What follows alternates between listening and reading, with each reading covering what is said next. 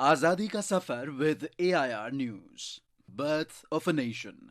India's glorious freedom struggle is one of the greatest struggles the modern world has ever witnessed. AIR News brings you a glimpse of the struggle every day.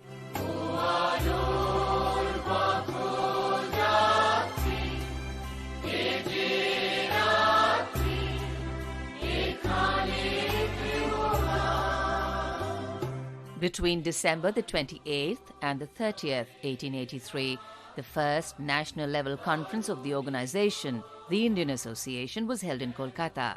The Indian Association was founded by Surendranath Banerjee and Ananda Mohan Bose in 1876. It was the most significant nationalist organization before the formation of Indian National Congress in 1885.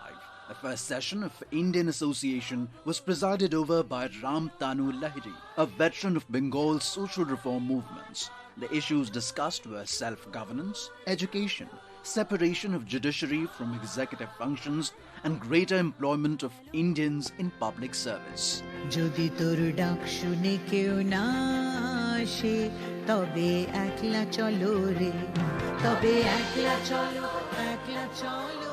The objectives of Indian Association were to promote the political, intellectual and material advancement of the people.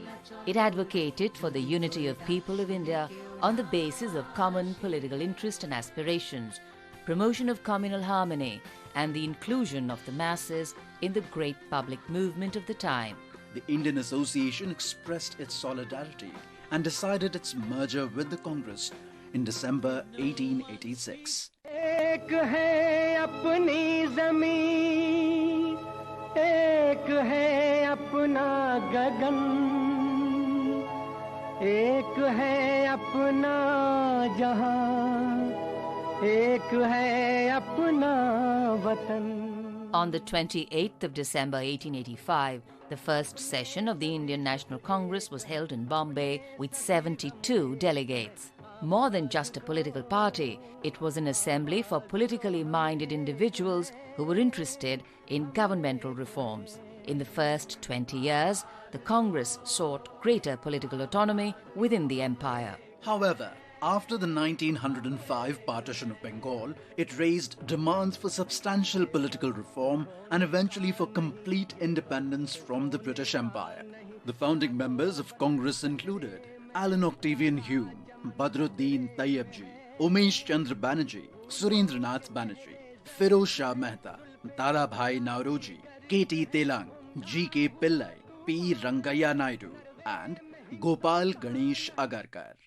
In 1920s, under the influence of Mahatma Gandhi, Congress was transformed from an assembly dominated by Western-educated elites to a mass organization that appealed to diverse sections of the Indian public to fight together for Indian independence.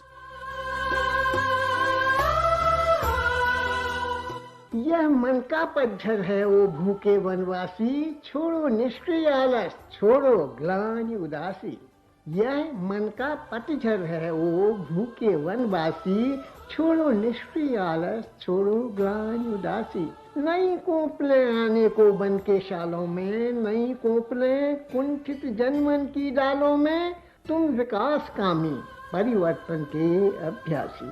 ये शाश्वत मधुरित के अंतर्मुख शिशु पल्लव, ये शाश्वत मधुरित के अंतर्मुख शिशु पल्लव नव भावों की दीप्ति भरेंगे, नव ऋतु वैभव, नव श्री शोभा पान करेंगे आंखें प्यासे.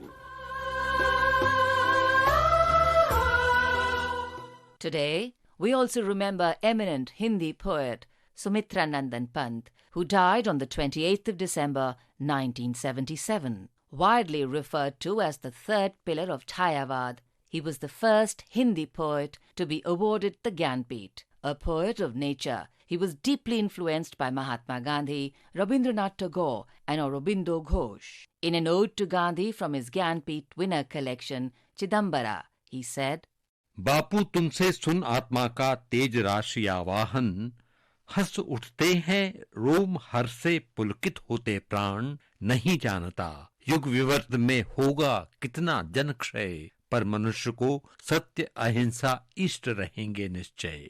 In 1960, Pant received the Sahitya Academy Award. The Indian government honoured him with Padma Bhushan in 1961. He died on the 28th of December 1977 at Prayagraj, Uttar Pradesh. His childhood house in Kausani, Uttarakhand, has been converted into a museum. That brings us to the end of this episode of Azadi Ka Safar with AIR News. See you in the next episode tomorrow.